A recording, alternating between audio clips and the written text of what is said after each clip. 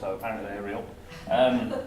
And thanks everyone else for stealing about half of my presentation. It's always bad when you come last because everything's already been said, so I'm going to rush through some of this and get to the interesting stuff. John asked me to say something positive, so I'm going to try my best. I'm not going to talk about Brexit because I'm sure we're all sick of it, I know I am. I know it's very important. I'm not even going to talk about the European Union, which I could do at length, pet topic of mine.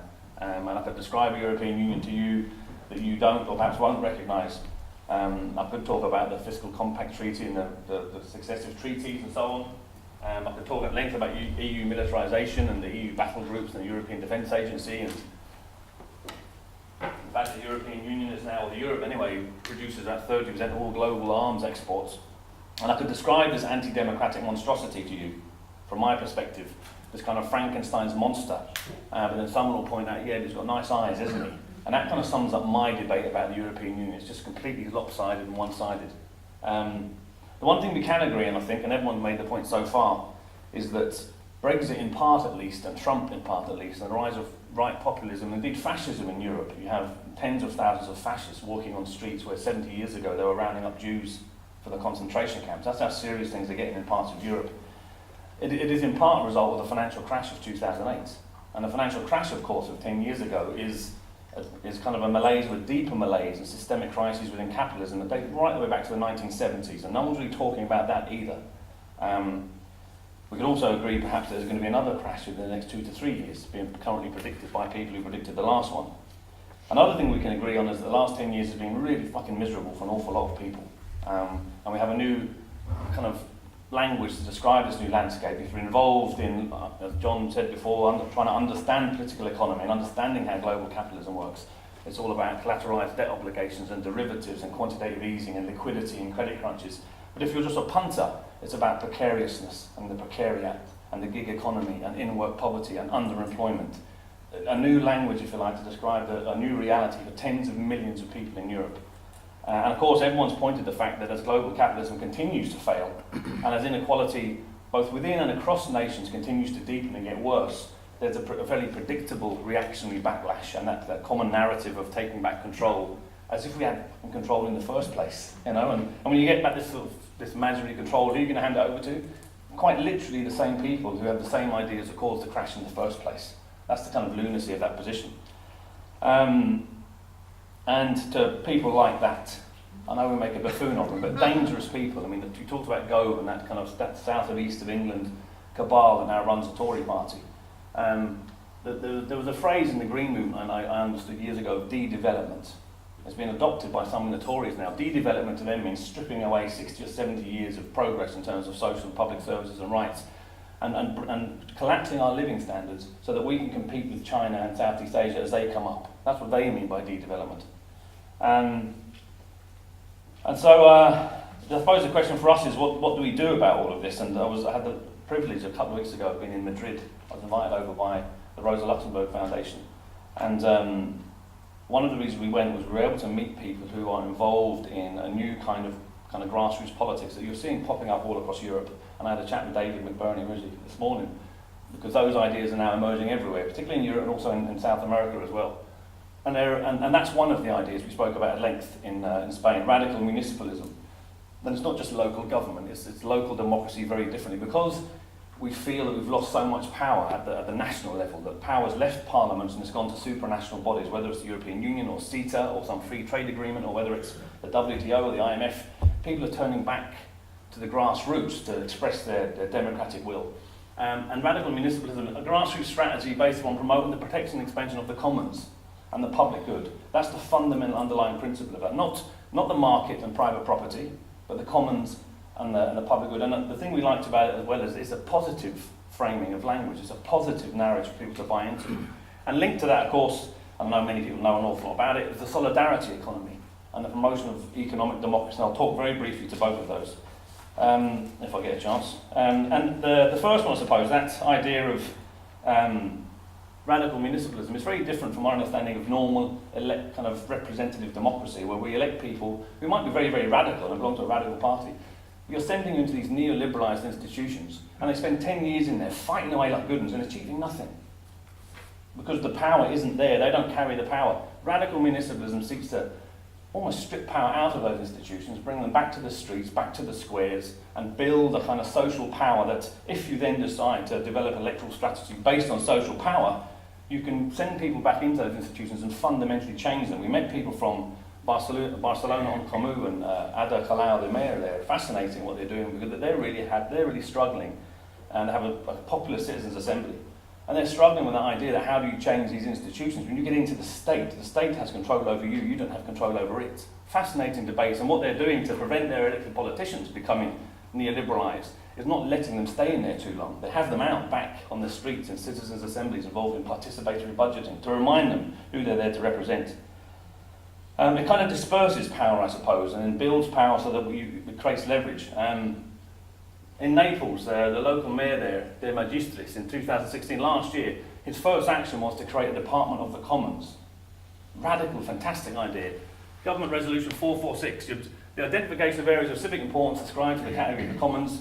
The administration defines the common goods as the tangible and intangible assets of collective belonging that are managed in a shared participatory process and that is committed to ensure collective enjoyment of common goods and their preservation for the... Imagine if that was a law everywhere. That's a radical, that's actually real existing utopian communism, isn't it? That's saying we're going to protect the commons. We're not allowing anything to be privatised. No one group of private interests will control what we collectively own together.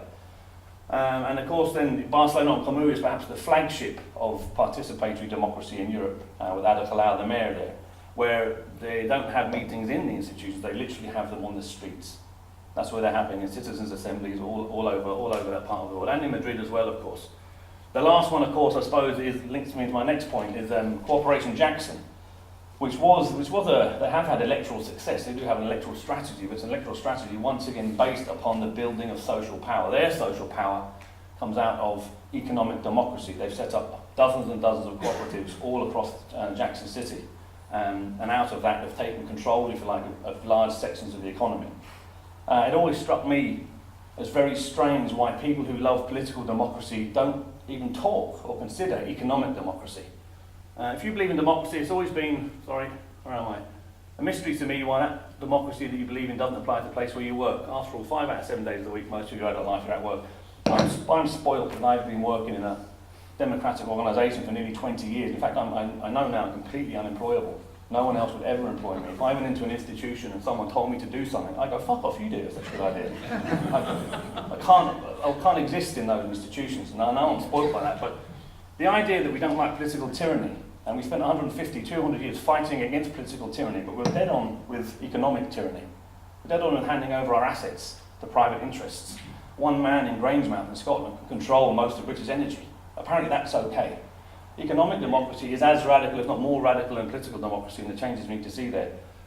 And there are examples all around the world, and I know you know them, and I know we're on that time. I'll flash through them. We went to Mondragon as part of our kind of study tour, and you know Mondragon in the Basque Country, the world's largest worker cooperative, about 75,000 worker owners, has its own bank, its own university, 74,000, has its own bank which didn't collapse, has its own university, it's a cooperative university. And they have very, very different ways of dealing with recessions because they are capitalist in the sense that they make goods and services which they sell into an international market. The big difference, of course, when the profits come back in, they're divided amongst the workers. The workers are the shareholders. And there's no one class of shareholders just stripping out wealth, which is the model, of course, of neoliberal capitalism.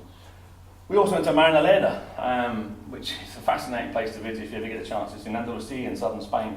In about 1978, they accidentally elected an anarcho-communist mayor. She's still there to this day. I'll give you one example of what they did. There's no police force in Marinaleda, by the way. There's no housing crisis in Marinaleda, and there's no unemployment. It's only part of the European Union with zero unemployment. In Marinaleda, the local council bought and expropriated thousands of square metres of land.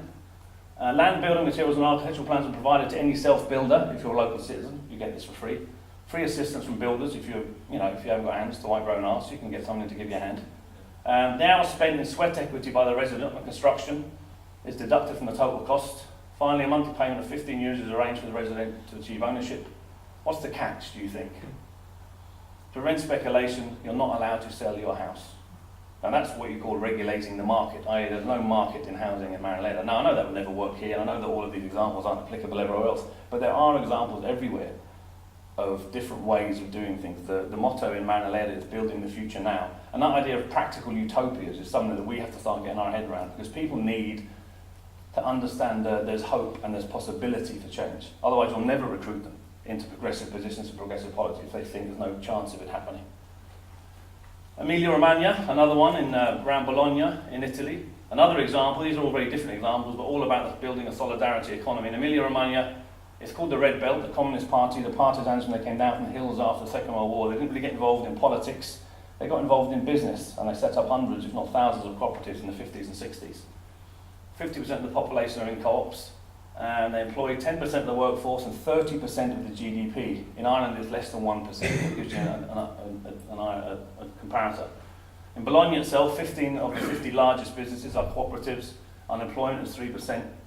The massive presence of cooperative firms is a stabilising factor in the regional economy. It's the opposite of foreign direct investment. It's the opposite of allowing capital flow to go into your country and then out again when they've taken what they need. It locks in local gain, it locks in money, and it allows that money then, of course, to circulate amongst the people who live there. Because the one thing, if you're a member of a co-op, you don't sell your own labour share to someone else, you keep it. You have title of ownership over the product of your own labour. And in the 220 regions of the EU, Emilia-Romagna is in the top 10. Along with, I might add Mondragon in the Basque Country.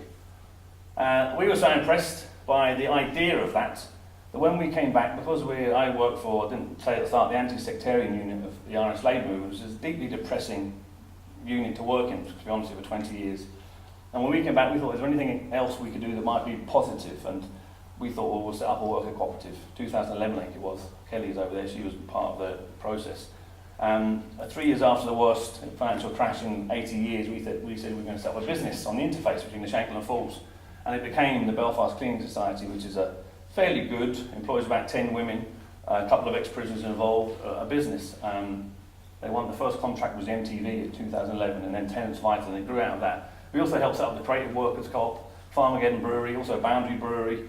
We also helped set up Lumister Cafe, and now with there's 2 now accredited bodies in the north of Ireland at least that help cooperative development. All of that done without a single penny from local or regional government. And I know and I understand the potential that if local government decided it would invest in a solidarity economy, where you build local capacity, you build human potential, and you lock in the wealth to local communities, the money doesn't leak out, it stays there because local people spend their money locally. And there is a real economic kind of necessity, if you like, for having a strong cooperative sector and a solidarity economy, and it's just not even on the table to be discussed. We've been negotiating with the City Council for 5 years, and we've basically gone nowhere. No one's interested. And that's what I mean by those neoliberalised institutions. They're just stuck in a particular way of working. Belfast's model is foreign direct investment and property speculation, and a little bit of tourism, if you want. That's it, really. There's nothing outside that. Now, how do you do these things? How are all of these? Oh, there's the most recent one. I'm going to creep Kelly out now because I went on her Facebook Live this morning and got that off her Facebook. That's the most recent cooperative we helped set up, which is Heart de Rees, a small trading cooperative. But we do that on our own. There's no assistance, there's no help. And so, but the potential is massive for building a solidarity economy. Now, how do you do that? You do that by building big coalitions. All of those examples I've given across Europe and South America are coalition-based. Whether they're citizens' platforms or political party coalitions, it isn't one party that's taking control. It can't be, it's impossible. We know that from our own political history, everywhere in Europe. It's very rare for that to happen. And we have our own, in the south at least, an attempt at a coalition. I was heavily involved in the Right to Water campaign and the Right to Change campaign, which was at least the first time you saw in Ireland different groups, very different groups, including Trotskyist elements and communist parties and trade unions and community groups coming together to fight for a broad social movement, which led to the Right to Change movement. And we had 8 or 9 of the largest demonstrations the Republic of Ireland has ever seen. I could go into that in more detail, I don't have time. But it is about coalition building, I'm convinced of that now. It is about building social power outside of institutions in order to affect change within them and have radical social transformation. And if you're interested, there's an event next week in Dublin, in the Mansion House, for the Right to Change. Winnie Wong, who was the woman who came up with the hashtag Feel the Burn, is speaking, as is the Vice Chair of Momentum in Britain speaking at it. And it's just an attempt, it may fail, it probably will, at building broad coalitions in Ireland to affect change. Even if it doesn't have an electoral strategy of its own, you can build social movements that put pressure on the mainstream to shift to progressive and left positions as well, in a kind of a broad social movement lobbying group, if you want to put it in that sense. And so there are possibilities. And we need to start doing that now, I suppose, because this particular audience, before all others I can imagine speaking to, knows that we're running out of time. And so, the time to do something is now, not next year. Cheers, thank you. Go on, Mike.